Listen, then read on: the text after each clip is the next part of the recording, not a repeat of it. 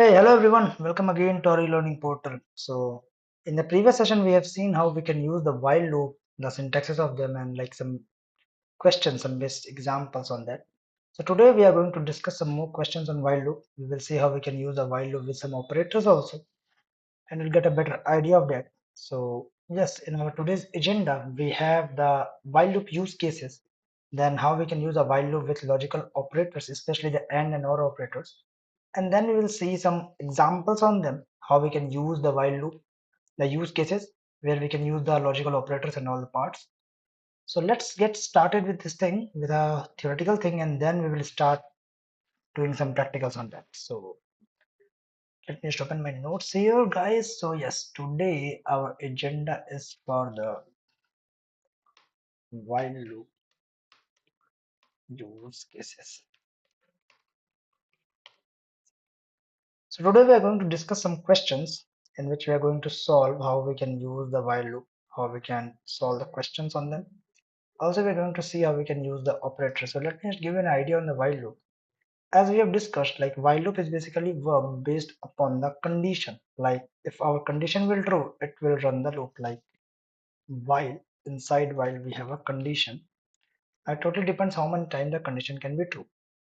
Now that condition can be a single condition. It can be multiple conditions also. Like I can have a condition like while condition one and condition two, or condition 3 or condition 4. Like it can be AND operator or OR operator depending upon the requirement. So we can use these type of things also in while loop. So in this particular session we're basically going to talk a more little bit more about the practical part for solving some questions. So let's start with some questions and we'll just try to solve them. That will give us a better idea. So let's first of all discuss our question number one. So let's suppose our question one is, I have a number, let's say 1 to 3. I want to check the digits of our numbers. So basically what I'm trying to do, I just want to try to count the number of digits in a number. Like 123 is a 3-digit number. Talking about 3524, that is a 4-digit number. Talking about this number, so 2, 4, 6 and 7, so it's a 7-digit number. So we were just trying to get a code for that. So think about that, guys, how we can do this part. So let me just first of all explain you how we can do this, and then we will try to implement it in Python using the while loop. So here if I'm talking about the number 1 to 3, so let's take a scenario for that. So here let's suppose I have a number that is 1, 2 and 3. Now I want to count how many digits of number are there. So what I can do is I will just divide that number by 10. Now if I divide that number by 10, I will get 12 as a quotient, and here I can get 120. And after that the remainder will be 3.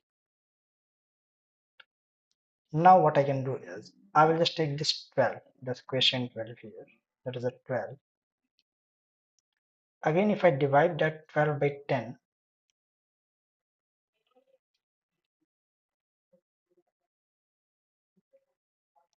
I will get 1 here, and that will be 10, and the remainder will be 2. Now I got 1 at the quotient, so I will divide 1 by 10, and I will get my quotient as 0 with a remainder of 0, and here I will get, or let's suppose if I'm dividing it, so I can say 10 divided by 1 divided by 10, that will be 0.1. So the output will be like 0. So in this code, what we can do is we are just saying that you have to divide the value by 10 till it becomes 0, till the quotient will become 0. Now how many times I have to divide it to make my quotient 0? I have to divide it for 3 times, and 3-digit number is 123. So like we have to divide it and we have to count how many times the division is there until our quotient will be 0. So which means I want to run a code here as a condition that while my number is greater than 0, you have to divide the number by 10. And every time when the division will be there, you have to count how many times the division is there, like just like a counter concept. So we have discussed about the counter concept yesterday. First of all, we will make a count variable as 0, and whenever the number will get divided, we will just increase 1 in it like this. And at last, we can print the count. This is the work which we have to do. So what we are doing is, first of all, we are checking that if our number is greater than 0, divide that number by 10. I'm using a double divide sign because I don't want that point values. I just want an integer value. So that's why I'm using double divide. So double divide will give me the integer value. Now, if the number is divisible by 10, doesn't matter. You have to just divide it by 10. Whenever you are dividing it by 10, just count it. If the value will be greater than 0, then at that time you will stop. Less than 0, then at that time you will stop. So now let's try to create a code for that. So here guys, I'll just use a control N for opening a new file. Just a moment.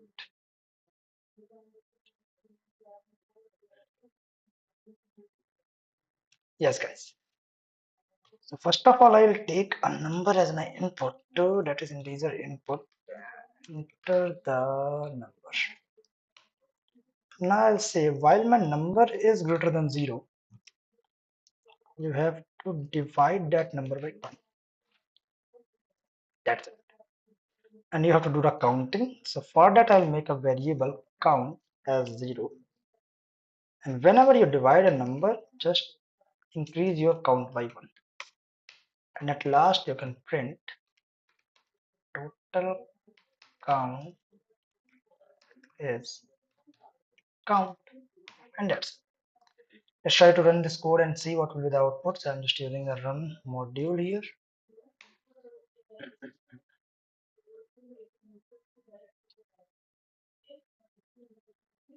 So I can save it anywhere. You guys can take any folder where you want to save that file. 3. And here you can see guys, if I'm writing 1 2 3 5 4, that is a 5-digit number. It's giving total count is 5.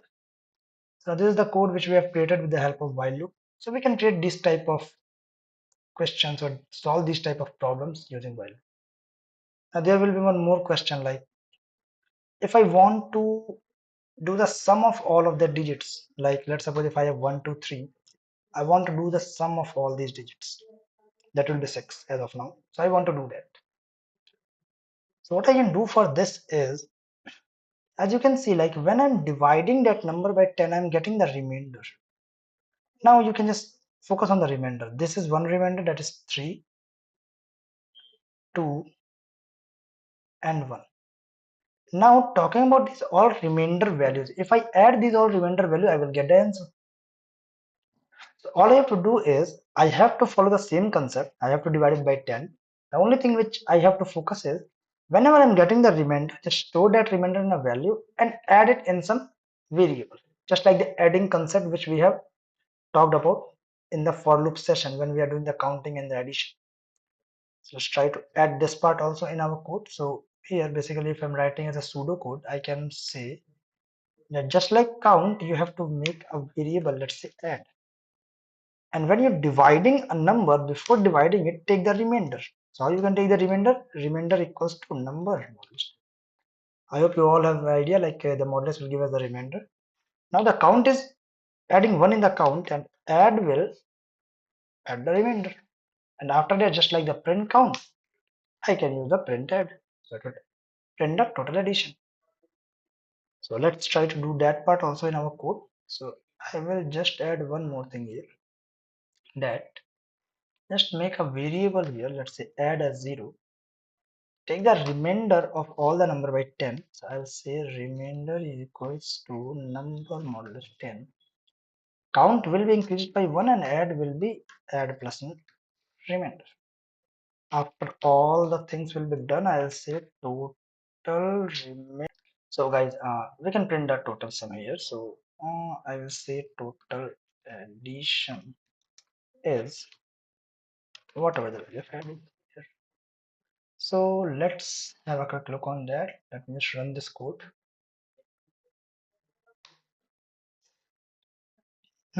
So highlight 342. It's a 3-digit number, and 426 plus 3, that will be 9. So it's working in a fine way. So this is another question in a while loop which we can solve there. Now let's have one more discussion here. That is a very important question. Everyone will ask in the time of interview, or like someone can ask you when they want to like solve so many kind of while loop questions. Because the question is like, if I have a number 1 to 3, I want to reverse it like 3 to 1. So just think about that. In the previous part, what we have done, we have added the remainders, that is 3, 2, and 1. Now follow the sequence of the remainder. If the number is 1 to 3, it is giving me the remainder value as 3, 2, 1, which is already the reverse of that number. So like what I will do in that case is, I will say, okay, instead of adding all the numbers, I will print those numbers. What I will do is, I will just print all the numbers. So here, let me just copy this part, paste it here, and instead of doing all these stuffs, I'll just remove this one. I don't want to count it. I don't want remainders. No, I want remainders. I just want to print that remainders. That's it. I did not do any kind of counting or addition of that parts. So here guys, okay, if I'm not using the counter, I will not define the variables also. Now if I run this code, you guys can see the output here. If I'm saying my number is 1 to 3, it's giving me 3 to 1. But here's a twist. The number is 3, 2, and 1. It is not 321 because every time the value is printing inside a loop, and I want the output as 321. So how we can do that part? So let's have a look on that. What I am saying is, first of all, I am getting the number, let's say 3, after that 2, and after that 1. And now I want to create a digit that is 321. So if I will add 3 and 2, I will get 5. But I want 32. Now in 32, if I will add 1, it will give me 33, but I want 321. So what we can do? So we will say, okay, instead of adding the number directly, just multiply that number by 10 and then add 1, add the number in it. That will be 32. Similarly, instead of adding 1 directly, first of all multiply that value with 10 and then add 1 in it. It will become 21. So instead of adding that number directly, just like in the previous case, when we are getting the addition, what we will do, we'll first of all multiply the value with 10 and then add the remainder in it. So it's simple. Like instead of adding the remainder directly, what we will do is we will just multiply it by 10. And that's it. Everything will be perfect there. Let's try to do this in this part. So here what I'll say is, instead of printing the remainder, you will define a variable, let's say add 0. Totally depends on you, whatever the variable name you want to give. And here I will say add will be add multiplied by 10 and then I will add the remainder. After that I will print remainder value is add. Now let's try to see that part.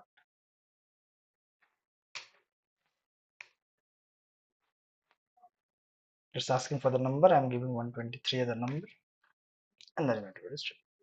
It's not a remainder, it's a reverse value. So instead of writing remainder, I will write reverse. Let's try to run this one also.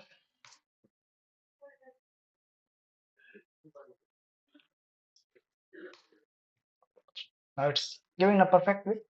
So these are some questions which are frequently asked on while loop and how we can solve them. Now let's try to see some questions which is based on the logical operators in which we can use the and or operators. So let's try to do that part. I hope you all guys have remembered that we are in our like school days we find LCM, that is the least common multiple. Least common multiple. That is called LCM. Also we find the highest common factor. So in this case, we're basically going to create a code through which we can find the least common multiple of two values. So first of all, let's discuss about the theoretical concept of that, and then we will try to implement it. So here guys, let's suppose if I have two numbers, 10 and 15, and I want to find the LCM of these two values. So the LCM of these two values will be 30, because 30 is the least value which is divisible by both of them. So how we can do that? So what I will say here is, okay, if you want to calculate the LCM, I will say, let's first of all take the maximum value from these two values. So what is the maximum value? The maximum value is 15.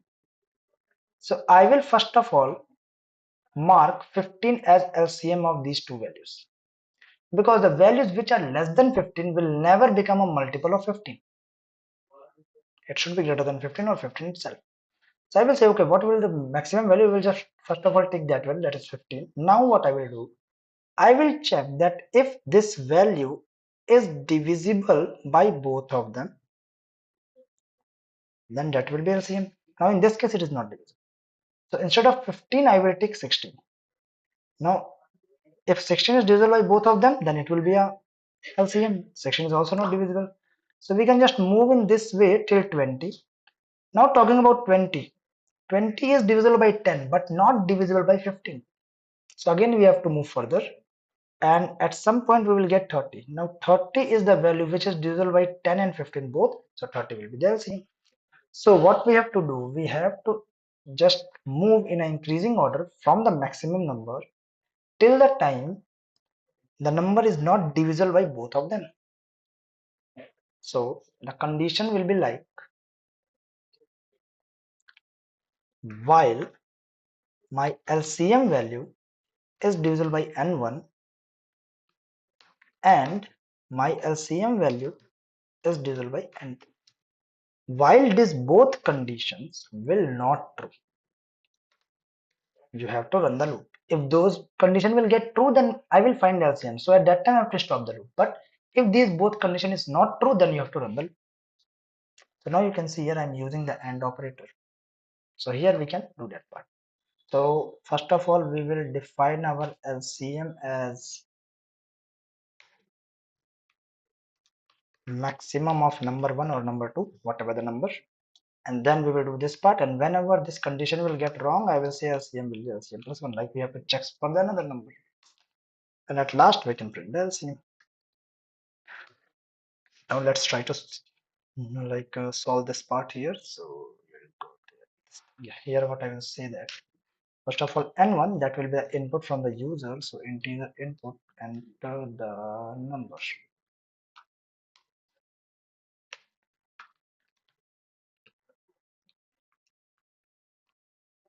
I'm just asking for the second number, and here I will say the LCM will be the maximum of n1 or n2, like whatever the maximum value it is.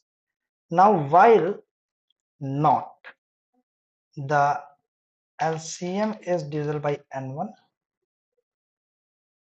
and the LCM is divisible by n. While these both conditions are not true, you have to increase the LCM value by 1, and at last print LCM is LCM. Let's try to see it's working or not. So going to run module. So when like 10 and 15 will be 30, it's like some simple option to check it. Yeah, it's working fine. What will be the LCM of 10 and 20? It should be 20, because 20 is the maximum value which can be divisible by 10 and 20 both. Let's try to check it out. So it will be 10 comma 20, and you can see that is 20. So it's perfectly done. Now let's check for the SCF. So according to talking about SCF, if I'm talking about again that two values, that is 10 and 15, what will be the SCF of these two values? Talking about 10 and 15, what will be the SCF? SCF will be 5. because 5 is the highest value which can divide both of these values. So at this time what we can do is, first of all we will take the minimum of that value as an SCF, because if I'm talking about 15 and 10, it might be possible that 10 can divide 15, but it will never be possible that 15 can divide 10 perfectly. Why? Because it's a bigger number. So first of all, we will take the minimum of that value, that is 10. Now I will check that this value can divide these both value or not. No, 10 cannot divide 15 and 10 both. So instead of checking 10, I will go on 9. So we have to go in a previous order, not the increasing order, because 10 is not able to divide it. How 11 can divide that part? So you have to go in odd 9, then 8, then 7, then 6, then 5. Now 5 is the number which can divide both of them. So again we have to create a condition here, like while the n1 is not divisible by SCF, and similarly n2 is not divisible by SCF, and I have to use the not here. So while these both conditions are not true, you have to run the loop, and here what you have to do, you have to just decrease the SCF by 1. SCF equals to SCF minus 1, and at last you have to print the SCF, and at first you have to take the SCF value. So HCF will be minimum of n1 and 2. So let's try this thing also here. So I'll go in my Python code, and here I'll say same thing. So I'll just copy and paste that part from here to this part, and instead of taking the max, I'll just change it to min. You can change the variable name, although like it's not recommended or not necessary, but yes, you can change the name so that it will make more sense. Now here the question will be, instead of division the number, we have to divide the number by HCF. We have to divide it because we are finding the factor. So n2 should be divisible by that HCF. And here what we will do is HCF should be is equals to HCF minus 1. And at last we have to write the HCF is whatever the value of HCF we have.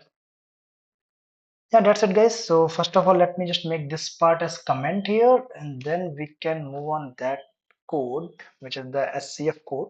Now let's try to see what will be the output for that. So we know like for 10 and 15, the output should be 5. So let's check it out. So here I'll write my number as 10 and 15, and you can see the SCF as well. So it's working so fine. Like these are some codes which we can create with the help of while loop, and these are frequently asked questions in the interview rounds also, and in any kind of examinations on the Python, like how we can use the while loop for solving some of the problems. So I hope you guys get a better idea. So in this particular session, we are not discussing any kind of topic. We're just doing some questions on the while loop.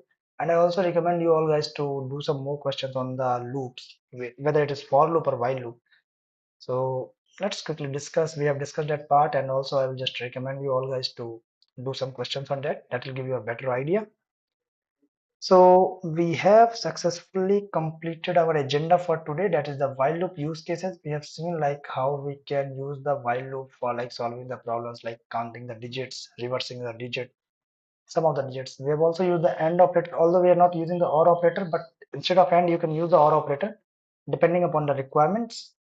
Also we have seen some examples on them, like how we can use that part. So at last guys, we have a thank you session for all of you guys. So feel free to share your feedback or any kind of suggestions you may have for the improvement, and don't hesitate to ask any questions. You can leave your question in the comment section. We will definitely there to help you guys. Okay, so see you in the next session. In the next session, basically we are going to discuss about the nested loop, and also how we can use the loop. So that will be in the next module.